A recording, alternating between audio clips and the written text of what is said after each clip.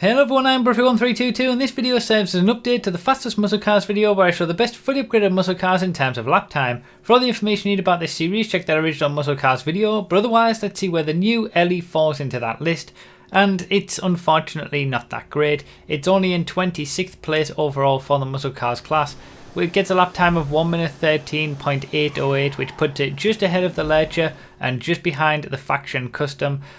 Unfortunately, this does suffer from the brand new handling flags that we've been talking about in previous videos that also affect some of the new supercars that make them slower. Without those, the Ellie probably would be a little bit quicker in terms of lap time, but it still wouldn't be on the top pace of, the top three. There's kind of the big three muscle cars now of the Yosemite, the Pisswasser Dominator and the Sabre Turbo Custom. The Ellie would be nowhere near those anyway, but it would be, in a bit better of a shape to contend with the old style of muscle cars that are all around that 1 minute 10 area. But as it is, it's still it's slower over the bumps and things like that because of these new handling flags that we've covered in a previous video, which I'll leave a link to down below in the description if you haven't seen that already.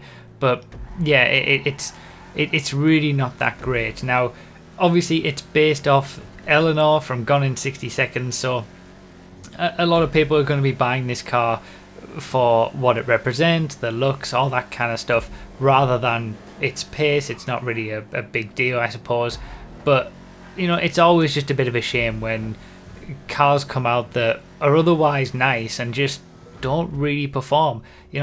Sometimes people complain that not every car has to be the new quickest car, and that's true, it doesn't. It would actually be quite annoying if every car was the new quickest car, because then you'd keep having to re-buy a new car every time. But it doesn't hurt anybody for a car to at least be on the pace. Those who are going to buy it for reasons other than its performance are going to buy it anyway. So I don't see what the problem is with having a lot of cars that are all around the same level of pace. They don't have to be the new quickest, but make them competitive. It doesn't hurt anybody.